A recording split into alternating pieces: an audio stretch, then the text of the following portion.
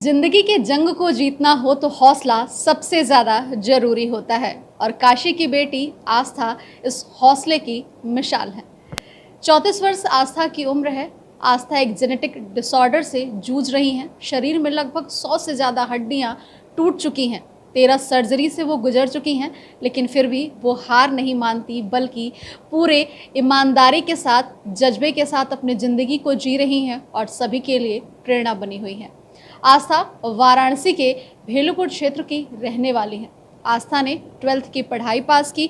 उसके बाद उन्होंने ग्राफिक्स डिज़ाइनिंग का कोर्स किया और अभी वो एक इंटीरियर डिज़ाइनर के रूप में मौजूद हैं। बड़ी बात यह है कि उनकी डिज़ाइनिंग की खासियत यह है कि ये डिज़ाइनिंग आम लोगों के साथ साथ उन लोगों के लिए भी है जो इस तरीके के डिसऑर्डर से जूझ रहे हैं, वो एक तरीके के दिव्यांग हैं, उनके लिए भी वो ख़ास तरीके के डिज़ाइनिंग को तैयार करती हैं ताकि घर में उन्हें वो खुशनुमा माहौल मिल सके जिसकी सबको ज़रूरत होती है। ऐसे में हम आए हैं आस्था के बीच में उनकी हौसले की कहानी को जानने के लिए। चलिए चलते हैं आस्था के पास और उनसे बातचीत करते हैं कि ये हौसला, ये जज्बा उन्हें कहाँ से मिला। बहुत बहुत स्वागत है आस्था। Thank you.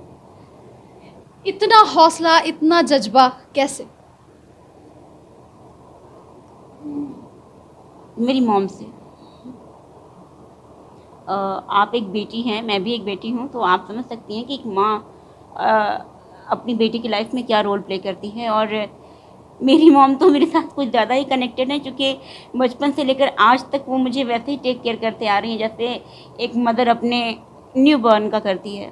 और मैंने मेरी मॉम को, क्योंकि मेरी मॉम मेरे लिए इतना, मैंने मेरी मॉम को मेरे लिए सफ़र करते हुए देखा है, फाइट करते हुए देखा है, और जाने कितने काउंटलेस सेक्रीफाइसेस करते हुए देखा है। तो इसलिए मैं अब, मेरी मॉम ही वो पहला स्टेप है जो जिसने मुझे। कैसे दिनचर्या कैसे रहती है आपकी? आप इंटीरियर डिज़ाइनर भी हैं, किस तरीके से काम करती हैं और क्या क्या शौक है आपके? रूटीन मेरी यही होती है कि क्योंकि लेट नाइट में देर से सोती हूँ, देर रात तक काम करते रहते हैं, और उसके बाद मॉर्निंग तो इसलिए रात देर से होती है तो सुबह भी थोड़ी लेट होती है। और उसके बाद फिर मॉम मुझे फ्रेश करती हैं, रेडी करती हैं, और उसके 1-2 घंटे बाद फिर मैं कंप्यूटर ऑन करके उससे बैठ जाती हूँ। फिर लगभग पूरा दिन फिर से वही रूटीन होती है कि पढ़ाई कैसे किया आपने? किस तरीके से आप आगे बढ़े और किस तरीके से?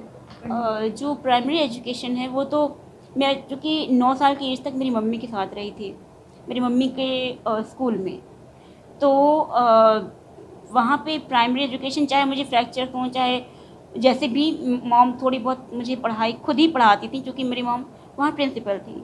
वो एक चैरिटी स्कूल था। एंड उसके बाद फिर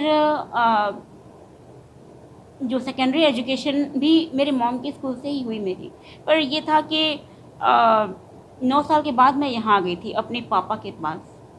तो फिर जब जिससे मैं 10th में गई, एग्ज़ाम टाइम आया, तो फिर मैं मॉम के स्कूल जाती थी।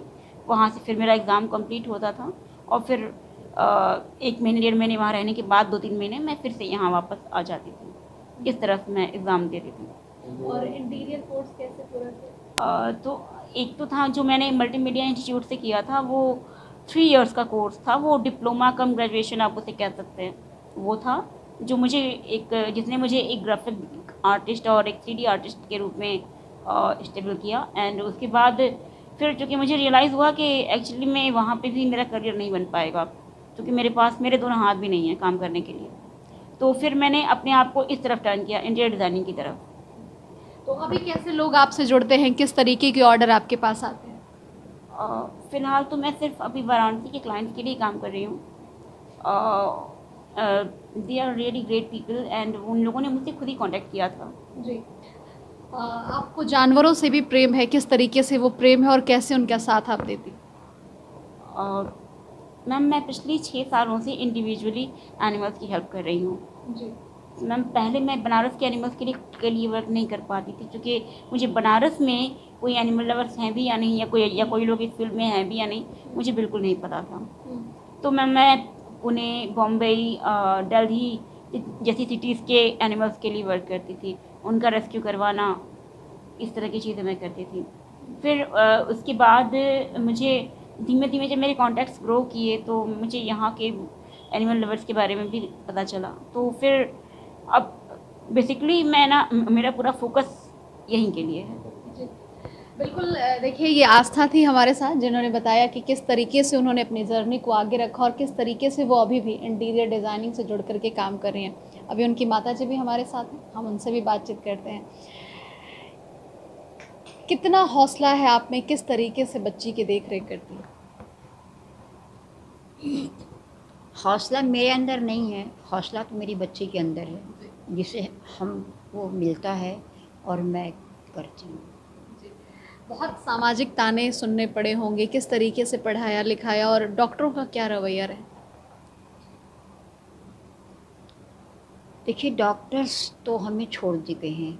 जब आस्था 2 ढाई 3 साल की लगभग थी तो बनारस में हम हर डॉक्टर के पास गए, बीएचयू में भी गए, प्राइवेट डॉक्टर्स के पास भी गए, लेकिन सब ने यही कहा कि आप ले जाइए बच्ची को और बचा कर रखिए।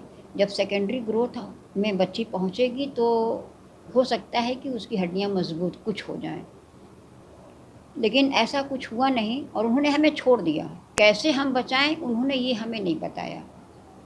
बच्ची गिरती रही, हड्डी टूटती रही, हम जाते रहे और यहाँ तक कि फिर उन लोगों ने जब हम उनके पास गए तो उन्होंने कहा कि हम इसे कितना क्या कर सकते हैं, कितना इसे हम प्लास्टर लगाएंगे, क्या करेंगे। तो बहुत दिन तक तो मैंने स्वयं बैंडेज किया। यहाँ तक कि बच्ची को बुखार भी आता है तो कोई डॉक्टर दवा नहीं लिखता है, क्योंकि बच्ची 100 mg की भी दवा सह नहीं पाती है, उसको हार्ट बीटिंग होने लगता है, घबराहट होने लगता है। तो इसी तरह से मैं करती हूँ। अब आस्था लोगों के लिए प्रेरणा बन चुकी है, लोग उनसे इंस्पिरेशन ले रहे हैं कि इतना हौसला, इतना जज्बा, ज़िंदगी को जीने का जो जुनून है वो आस्था में दिखता है। क्या कहेंगे? आस्था के अंदर ये कहाँ से जुनून आया हमें नहीं पता, क्योंकि हमने तो कभी नहीं दिया, क्योंकि मेरे पास तो जुनून था ही नहीं देने के लिए, तो मैं कहाँ से देती। अच्छा लगता है अब लोग इनको फॉलो करते हैं, इनसे इंस्पिरेशन लेते हैं। सब कुछ एक स्वप्नवत लगता है कि बच्ची कैसे कर रही है, इतनी तकलीफ़ में ये कैसे कर रही है। हम अपनी तकलीफ़ों से उबर नहीं पाए, हम ठीक हैं, चलते हैं, फिरते हैं, सब कुछ करते हैं, पर ये अपने तकलीफ़ों से उबर कर कैसे कर रही है शायद हमको नहीं पता। बिल्कुल। देखिए, यही वो हौसला होता है जो आपके पास हो तो ज़िंदगी की सारी मुश्किलें आसान हो जाती है, हर राह आसान हो जाती है और आप आसान राहों के साथ ज़िंदगी जीते हैं। आस्था को देखकर आप अंदाज़ा लगा सकते हैं कि वो कितने दर्द में है और वो जिस जेनेटिक डिसऑर्डर से जूझ रही हैं उसका इलाज भी नहीं है, वो लाइलाज है। इसके बावजूद भी आस्था हार नहीं मान रही, वो लगातार लड़ रही हैं, अपने सपनों को पूरा कर रही हैं, अपने जीवन के लिए वो जी रही हैं, इकोनॉमिकली खुद को स्ट्रॉन्ग बनाने की कोशिश कर रही हैं ताकि वो ज़िंदगी को और बेहतर बना सके। ईटीवी भारत आस्था के इस हौसले को सलाम करता है, क्योंकि आज वो लाखों लोगों की प्रेरणा बनी हुई है। लोग उनसे प्रेरणा ले रहे हैं कि ज़िंदगी को कैसे जिया जाए।